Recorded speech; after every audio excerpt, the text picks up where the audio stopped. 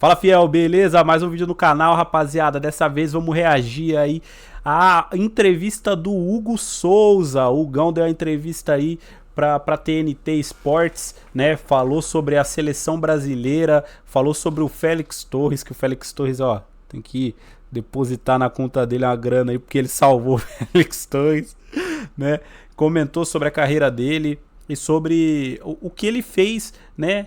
Ou todos os estudos que ele fez para pegar o pênalti decisivo ali que o Rafael Veiga bateu na final, rapaziada. Vamos ver o que ele falou sobre a seleção, sobre o treinador e o que a galera tava conversando com ele aí na TNT Sports. Bora lá, rapaziada. Um dos três, menor dos três, mas disparado já foi o maior deles. Sabe por que eu vi isso aqui? Eu sei. Porque a gente tá no papo de seleção brasileira, coisa e tal. Esse convidado tinha que estar lá, inclusive. Tinha que estar lá esse convidado. Na seleção. Eu falei isso antes. Eu falar tô agora é achando fácil. Que o tal do Hugo Souza, campeão paulista, pegando o pênalti, pode parar por aí também, tá? Não sei se o Hugo sabe, mas eu sou palmeirense, não precisa bem toda hora, né? Mas tá bom, Hugo, seja muito bem-vindo aqui ao nosso De Placa. Prazer enorme ter você aqui com a gente. Cara, a gente falava de seleção, eu acho que tá bem próximo de você, viu? Seja muito bem-vindo, uma ótima tarde pra você. Bom dia pra você. Bom dia, tudo bem? Para mim é um prazer estar aqui falando com todos vocês novamente. Acredito que sim, né? Tenho estado num momento da minha carreira muito feliz, né? Talvez o melhor momento da minha carreira seja ele físico, técnico, mental. Então, quando a gente consegue alinhar essas coisas, a gente se aproxima dos nossos sonhos. Com certeza a seleção é um sonho que eu vejo cada vez mais próximo. Ô Vitor, até vou pegar um gancho dessa tua pergunta. Claro. Hoje a gente está vivendo uma mudança de comando técnico da seleção. Olhando de longe, assim, tu acha que isso pode ser algo positivo, pensando que agora vem um treinador que talvez ainda não tenha as suas peças de confiança, tem uma brecha um pouquinho maior? Bom, na verdade, eu vou torcer para que o treinador que assumir possa ver os jogos do Corinthians. Porque eu acho que eu tenho que continuar fazendo meu trabalho, né? E deixar com que... Porque tudo aqui no Corinthians tem uma relevância muito grande, então tudo que eu faço aqui, seja de bom ou de ruim, vai tomar uma proporção muito grande. E aí acaba sendo inevitável o próximo treinador da seleção acabar não vendo. Então eu acredito muito que eu tenho que continuar fazendo meu trabalho para que eu chame a atenção dele da melhor forma possível. O Hugo deu uma cornetada no Dorival aí, hein? Falou que o Dorival não tem televisão em casa, ou então não tá vendo o Brasileirão, não tá vendo o Campeonato Paulista. O Hugão já começou como? Com o pé no peito. Já falando que o Dorival não assiste jogo da seleção. Agora que ele saiu, a esperança do Hugão aumenta, né? Ele mandou um recado. Se o próximo treinador tiver televisão, pay-per-view e tal, tá tranquilo. Não, mas daí não tem como, né? Como é que não vai acompanhar o Corinthians?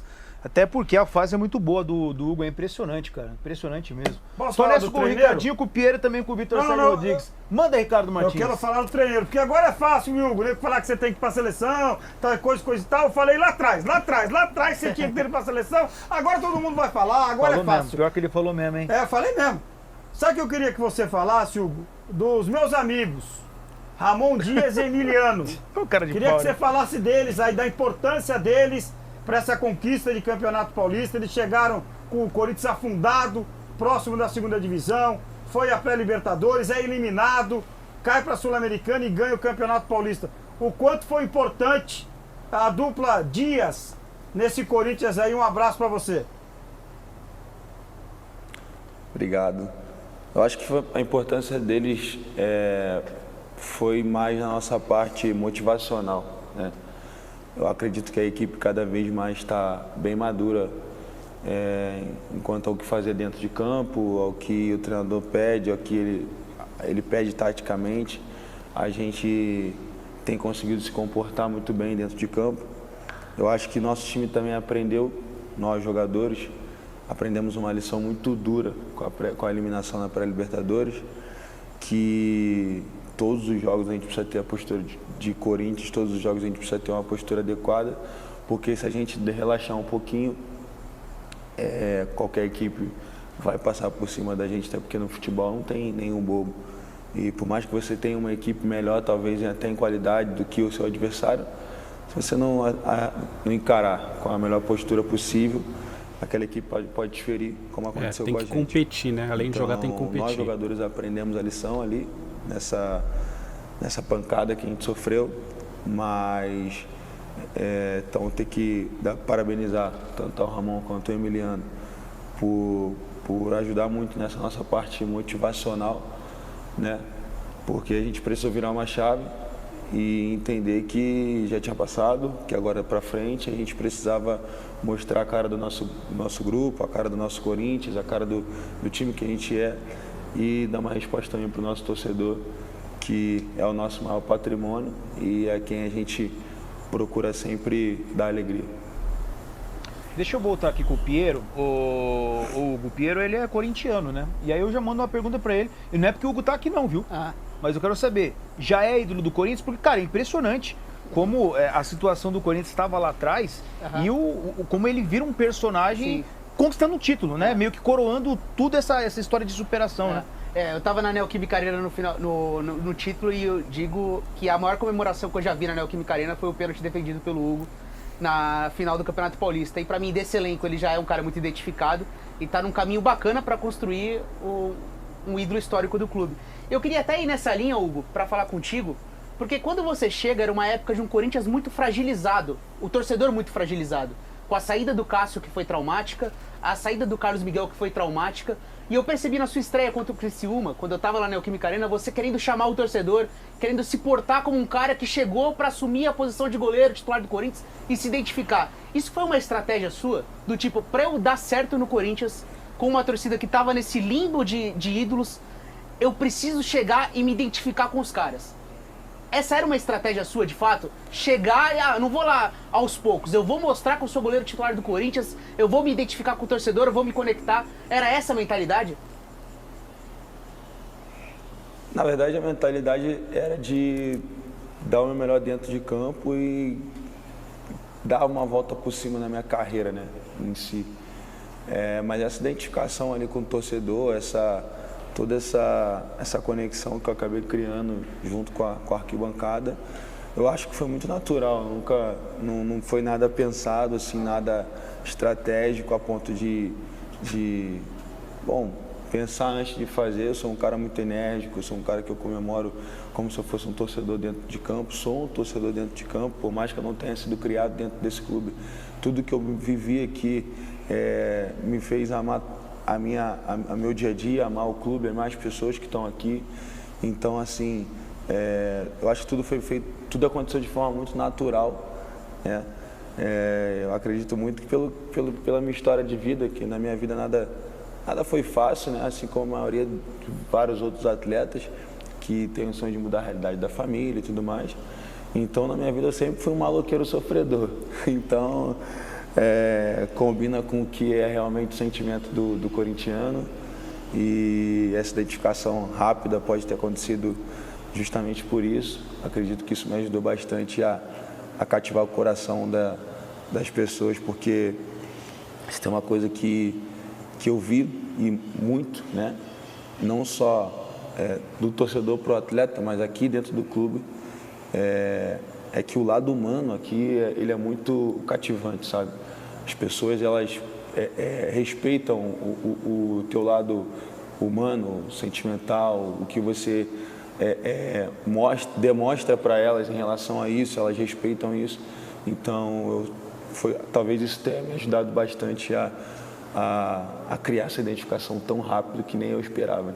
Antes de passar para o Vés fazer uma pergunta, tem dois momentos que me marcaram bem, assim, de te ver dentro de campo, que um é o jogo da primeira fase contra o Palmeiras lá no Allianz, que o Corinthians até consegue um empate no primeiro tempo, mas tem uma atuação que sofre bastante, né, defensivamente, e o outro agora é logo depois que tu defende o pênalti, logo em seguida o Palmeiras tem um escanteio. Nas duas situações, na primeira, tu cobrando bastante o grupo, inclusive no intervalo tu sai e manda uma mensagem para a torcida falando realmente que não estava satisfeito com o que vocês vinham apresentando, e agora nesse último jogo a galera ainda comemorando, né, tu teres pego uma penalidade máxima e tu focado porque já tinha um escanteio que poderia de novo mudar o rumo da partida. Queria que tu falasse sobre isso, porque de fora parece realmente que o teu foco é tanto dentro de campo e tu entende tanto o que o Corinthians já te deu e que de alguma forma tu quer retribuir, até pelo momento da tua carreira que tu estava. Queria que tu falasse um pouquinho sobre essas situações de já ter também virado de fato um líder dentro de campo. Bom, na verdade, como você falou, não só nesses 2 jogos, mas em todos os jogos eu fico focado 1000% ali, me concentro 1000% para que eu possa tentar resolver todos os problemas que eu tenho dentro de campo, tudo que eu tenho para fazer dentro de campo, fazer da melhor forma. E, bom, no momento de euforia, no momento de explosão ali, que a Neoquímica Arena veio abaixo, e os jogadores também vieram todos abraçar e querer comemorar. Só que o jogo não tinha acabado, né? O jogo estava rolando e era uma bola parada, onde a equipe do Palmeiras é perigosa. Então, assim, por mais que eu tenha sido o protagonista principal daquele momento, eu queria comemorar só depois do jogo. E para eu comemorar depois do jogo, eu tinha que manter a baliza 0. E eu acho que o foco estava muito nisso. E isso é muito do que eu venho trabalhando todos os dias, muito do que eu trabalho não só no clube, mas fora dele também. E eu acredito que essa minha mudança de mentalidade tem me ajudado a cada vez mais estar focado no que eu preciso fazer, né? Eu junto com o meu staff, minha equipe que me ajudam, que trabalham comigo diariamente, a gente tem um lema, né? Que vamos fazer o que tiver que ser feito. Então, independente se estamos sendo cobrados, estamos sendo aplaudidos, elogiados, xingados, a gente vai fazer o que deve ser feito. E eu acho que isso refletiu bem na hora do pênalti ali. Fala, Vitor Sérgio Rodrigues. Hugo, mais uma vez, obrigado aí pela canja aqui com a gente, sempre atendendo a gente. Já que você falou dessa mudança de mentalidade, a gente vive um momento em que os jogadores de futebol, ainda bem, cada vez mais falando da preparação mental, de entender todas as coisas que o cercam. E a tua história conta ali, você já falou sobre isso, que um certo deslumbramento em algum momento te atrapalhou. Eu queria que você detalhasse pra gente o que foi esse deslumbramento. Você gastou dinheiro com coisas que não devia, você começou a andar com pessoas que não fizeram bem pra você, você deixou de treinar coisa que você precisava. O que aconteceu de fato para você considerar essa mudança de mentalidade e como você chegou a essa percepção? Cara, o que eu tô fazendo aqui não tá me distanciando do goleiro que eu quero ser. Tudo isso aí que você falou, mais um pouquinho. Fala um pouquinho aí. Cara, mas na verdade é que a gente que veio do nada, pelo menos eu e 90% dos jogadores de futebol que tem a oportunidade de mudar a realidade da família, né? A gente trabalha durante uma infância inteira, uma adolescência inteira para viver uma realidade que a gente não está preparado, essa é a verdade. Porque é difícil você ver um garoto novo que tem um acompanhamento mental e um preparo mental para viver aquela mudança. E eu não tinha esse preparo mental, então acho que a maior ilusão que tem, né, no futebol, que vai sempre existir, que é normal, quando você ascende, né? Está em um momento de ascensão e quando você aparece, comigo, que foi de uma forma muito rápida e absurda, né? Eu de um dia para o outro era famoso, de um dia para o outro era o cara mais bonito, de um dia para o outro eu tinha uma grana. Então, assim, a maior ilusão acho que é você conseguir acessar lugares que você não acessava, conseguir comprar coisas que você não achava que não conseguiria, você acessar pessoas que você achava que não conseguiria acessar e você ter certas facilidades que você achou que não teria. E tudo isso vai te desviando do foco que é o futebol, né? E vai ter momento para você viver tudo isso que você pode viver e desfrutar daquilo que o futebol está te proporcionando. Dinheiro, fama, lazer, prazer, tudo isso tem momento para desfrute, né? Só que a gente vem de uma realidade que realmente a gente não está preparado e eu não estava. Só que chegou um momento da minha carreira que eu vi que as coisas não estavam andando por um caminho certo. Eu falei, cara, eu acredito muito no meu potencial para viver o que eu estou vivendo hoje, né? principalmente quando eu fui a Portugal, e mudou totalmente minha realidade, né? Mudou a realidade de clube, de vida, de dia a dia, tudo. E aí eu olhava para trás e falava, cara, eu já fui tal goleiro, e hoje, com a mesma qualidade que eu tenho lá atrás, eu estou nesse momento aqui. E aí foi o momento que eu intensifiquei a minha ajuda em meu trabalho mental, e isso me trouxe um resultado muito rápido que nem eu esperava que ia me trazer assim. Tanto que quando eu volto de Portugal eu tenho, sei lá, 40 dias de férias no Rio, onde eu tirei 10 dias para descansar e 30 dias eu fiquei trabalhando muito. Minha rotina era treino de manhã, treino à tarde, escritório à noite para fazer mentoria e para cuidar da parte mental. Isso era de segunda a sexta, treino de manhã, treino de tarde, mentoria à noite. Treino de manhã, treino de tarde, mentoria à noite. E isso eu fiquei um mês fazendo, porque eu não sabia o que seria da minha vida, mas eu sabia que viesse eu tinha que estar pronto. E aí veio o Coringão. E aí, nesse curto espaço de tempo, tu já tem 7 Que pênaltis defendidos, é um goleiro conhecido por isso. Até eu quero te perguntar, não sei se tu viste, logicamente, a torcida do Palmeiras, no momento que perde um título, tem torcedor que vai buscar explicações. E muitos deles foram para cima do Rafael Veiga, que é um grande batedor de pênalti. Por muito tempo teve uma invencibilidade assim nos pênaltis, né? Uma grande porcentagem de conversão. Ele perde a penalidade que tu consegue cobrar. Tem muita gente dizendo que ele cobrou mal, que foi mais demérito dele do que mérito teu. Como tu consegue ver aquela cobrança e até explicar como tu chega nesse treinamento exímio a ponto de ser um dos principais pegadores de pênalti hoje em dia? Cara, o Veiga se não é indiscutível um dos melhores batedores do futebol brasileiro. Se você pôr em porcentagem, pode ser também um dos melhores batedores do futebol mundial. É um cara que tem, se não me engano, mais de 40 pênaltis na carreira, com uma porcentagem de acerto de 84%. É muito alta, né? A porcentagem de acerto dele para a quantidade de pênaltis que ele tem. Então, era muito difícil estudar ele. Meu Deus do céu, era difícil demais. Que era um cara que batia pênalti nos dois lados, no meio, de uma forma, de outra. E eu, cara, quebrando a cabeça ali.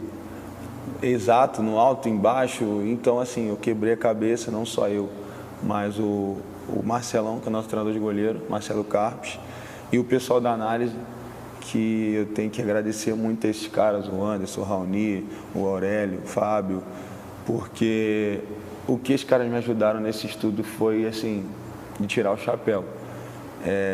A gente não conseguia achar um padrão do Veiga e todo mundo quebrando a cabeça, até que uma coisa que eles falaram, que eu não vou falar aqui, óbvio, mas um detalhe, mínimo detalhe, que assim, que ninguém percebe, esses caras perceberam e fez toda a diferença para mim, para que eu acertasse o canto e fizesse a defesa. Legal, tá aí, Vitor, um pouquinho de bastidores, não contou todos os segredos, mas pra gente entender como funcionam mais ou menos esses estudos. Eu não sei porque ele fica estudando tanto, não precisa ficar estudando tanto também, mas tá bom, né? Eu não Qual sei- que é o segredo? Eu não sei Qual que porque é o eles segredo? chegaram à conclusão de que quando é um pênalti decisivo...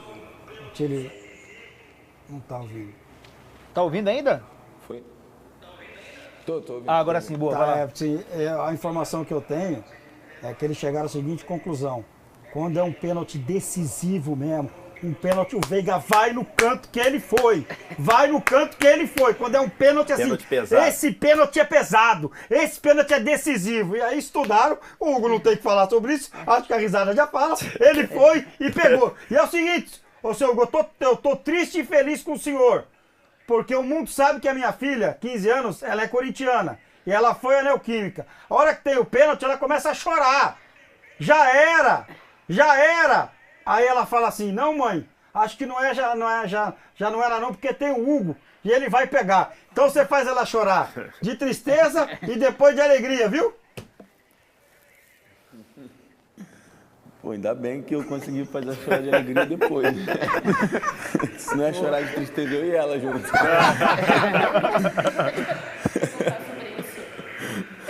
Quando o Corinthians precisava de 3 gols para levar a partida para os pênaltis contra o Barcelona, eu entrevistei muito torcedor aqui na prévia e, claro, alguns metiam 5-1, 4-0, mas vários assim, vai ser 3-0 e o Hugo nos pênaltis. Como tu recebe essa confiança que já existe em torno da tua imagem quando está associada a uma disputa de penalidades máximas?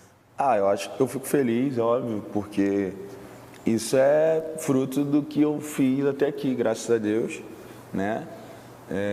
Eu acho que a média que eu tenho aqui no Corinthians é muito alta e eu quero, se Deus quiser, manter ela aí, trabalhar bastante para que eu continue pegando todos os pênaltis, o máximo de pênalti possível que eu conseguir para ajudar a equipe. Mas eu fico feliz porque eu vejo que o nosso torcedor ele confia em mim, ele olha para o gol, ele acredita em mim. E se tem uma coisa que deixa o jogador à vontade para trabalhar e para fazer o melhor dele é quando as pessoas confiam nele, quando ele entende que as pessoas acreditam no trabalho dele. Então, eu fico muito feliz de receber. Eu ouvi também muito isso contra o Barcelona. Eu falava isso o tempo todo. E eu falava para a rapaziada, faz os gols que precisa que lá nos pênaltis eu garanto. Eu falava o tempo inteiro, até como forma de incentivo também. Não aconteceu, amém, mas consegui garantir aí numa outra situação que trouxe um título pra gente. Então eu fico muito feliz. Vitor, mais uma perguntinha aí antes da gente liberar o Hugo aqui. Tá, só antes do Pedro fazer pra gente encerrar, eu queria agradecer demais o Hugo e parabenizar também pelo relato, cara, porque eu acho que é um relato que vai ajudar muitas pessoas também, né? Que a gente sabe, de fato, que é uma realidade diferente que vocês enfrentam depois, né? Então, parabéns, eu acho que vai ajudar muitas pessoas e você mostra pela sua história, cara. E aquilo que ele falou na pergunta do Vitor Sérgio, a coisa ela não muda de um mês, ela muda de um dia para o outro. Exatamente. Ele tá aqui, aí ele é goleiro titular do Flamengo, no dia seguinte ele já sai na rua, ele não consegue andar mais na rua. Aí toca o telefone, ô Hugo, belezinha? Tem uma balada hoje aqui na Barra, quer vir? Ô Hugo, belezinha? Ó, tem um carro aqui pra você, dá pra fazer um negócio legal. Ô Hugo, belezinha? Tenho... o resto deixa a bala. Cara, mas parabéns mesmo, viu, pela história e pelo relato depoimento mesmo. que acho que vai ajudar muitas pessoas. Pra finalizar, Piero. Faz parte. Então, já que a gente tá falando desse pênalti aí, eu queria voltar para esse momento que teve um debate muito grande sobre o tempo entre o pênalti marcado e a defesa do Hugo. E dentro da imprensa em geral, entre palmeirenses também, existia um debate sobre as reclamações e a postura do Abel pode ter desconcentrado o Rafael Veiga. Enfim, vamos lá. Tendo esse debate, pra você, 5, 6 minutos entre uma marcação de pênalti e uma cobrança de pênalti. O que isso interfere naquela cobrança? O jogo mental ele fica mais pesado? Você sentiu o Veiga de alguma maneira sentindo isso? Pro batedor, pro goleiro? Você gosta dessa espera pro jogo mental? Fala um pouco sobre esses minutos entre a marcação e a cobrança do pênalti. Não que eu tenha sentido o Veiga desconcentrado ou algo do tipo, mas eu acredito que me ajuda. Eu, como goleiro, né, na minha forma de pensar sobre pênaltis, eu acredito que me ajuda porque eu penso que a responsabilidade é toda do batedor, né? Que eu sou goleiro. Se eu pegar, eu sou herói. Se eu não pegar, ele fez a obrigação dele, ninguém vai me criticar porque eu não peguei um pênalti, né? Então, assim, na minha forma de olhar para o pênalti, me ajudou bastante, porque eu tive tempo suficiente para eu sair da confusão, e em nenhum momento eu me meti na confusão. A única vez que eu cheguei perto do juiz, ele falou, o pênalti está confirmado, então eu já saí logo, deixei a confusão rolar e fui pro meu canto, me isolei, respirei, para lembrar daquilo que eu tinha estudado, lembrar daquilo que eu tinha falado com o meu treinador de goleiro. E isso me ajudou bastante, porque eu concentrei 1000% ali naquele momento e fui feliz em fazer a defesa. Obrigado, viu? Lembrando que o Félix Torres, depois do jogo, fala, eu tinha que ter sido expulso. A gente está vivendo uma diferença.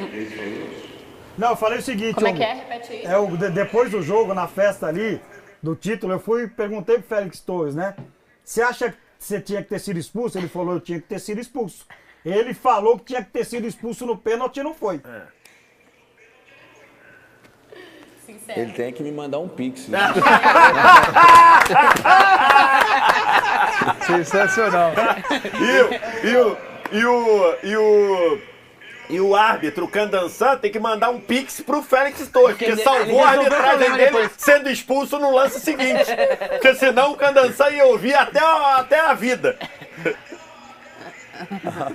Hugo, antes de me despedir de Tito, não estreaste agora no Campeonato Brasileiro, né? Vai ter a oportunidade. A gente tem uma mudança que é a regra dos 8 segundos, né? Vocês podem portar a bola a partir do momento que tiver controle absoluto da bola, tem 8 segundos para dar continuidade no jogo. Como é que tu vê essa regra? A gente ainda não teve nenhum caso de ter tido a conversão para um escanteio, mas queria saber a visão de um goleiro. Na verdade, acredito muito que se for levado a sério, ali na risca, o que é muito difícil, né? Porque eu já vi alguns jogos aí no Brasileiro, logo na primeira rodada, que não aconteceu. Então, vai deixar um jogo muito mais dinâmico, vai evitar bastante cera ali. Eu não vou negar que, quando o time está ganhando, eu também faço um pouquinho, que é normal, é futebol, a gente tem que usar das nossas formas de tentar ganhar tempo quando a gente está ganhando. Mas se for levado a sério, da forma que tem que ser, vai deixar o jogo bem mais dinâmico, né? Porque os 6 segundos ele nunca foi levado a sério, essa é a verdade, né?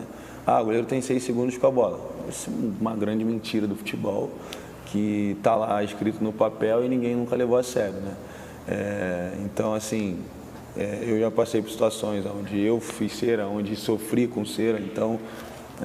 mas acredito muito que a maior diferença vai ser nessa dinâmica de jogo, porque se for levado a sério realmente, o jogo vai ficar muito mais dinâmico. Hugo, obrigada. Hugo é quase um funcionário da TNT Esportes nos últimos dias. Vai vir na escala. Pelo título e boa sorte agora, no restante da temporada. Galera, é isso aí, o Gão, Salvador, garantiu o título pra gente contra os porcos, cara, que goleiro, né, velho? E que pessoa, parece que ele é um cara muito cabeça, né? Isso depois de ter passado por vários momentos ruins, como ele mesmo falou. A gente lembra quando ele... para quem não lembra, na verdade, ele estreou no Flamengo, foi cada alçada ídolo muito rápido, ídolo entre aspas, mas é um bom jogador, foi... a torcida começou a reconhecer ele como um ótimo goleiro, peça fundamental no time, muito rápido. E um garoto muito jovem, descabeçou, desandou, saiu do Flamengo, errou, tal. Foi embora, foi para Portugal, botou a cabeça no lugar, voltou pro Corinthians, agarrou como se fosse a última chance da carreira dele e hoje tá aí, cara. É incrível o que esse rapaz conseguiu fazer em tão pouco tempo de Corinthians, né? Parece que a aura ali do Cássio, de decisão... do Cássio lá de 2012, 2015, 2017, parece que aquela aura de, sabe, decisão, decidir tudo que é importante, tá no Hugo também, sabe? Que o Cássio teve por muito tempo ali de pegar pênalti importante, pênalti decisivo, decidir título, decidir classificação. Parece que o Hugo pegou essa aura do Cássio, trouxe tudo pra ele e, cara, sempre na hora que a gente precisa, o Hugo tá lá. É incrível, é incrível. O cara não tem nenhum ano de Corinthians ainda e já botou o nome dele na história, cara. Ganhar um título contra o Palmeiras pode ser Paulistão, pode ser futebol de botão, pode ser mundial, pode ser o que for. É sempre gigante e parabéns pro Hugo, viu? Quero saber o que vocês acharam da entrevista do Hugo aí. Cobrou o Félix Torres, né? Rapaz, o Gão salvou o Félix Torres. O Félix Torres nessas horas era pra estar lá no Equador, depois da M que ele fez aí, era pra ele estar lá no Equador, porque a torcida não ia querer ver ele nem pintado.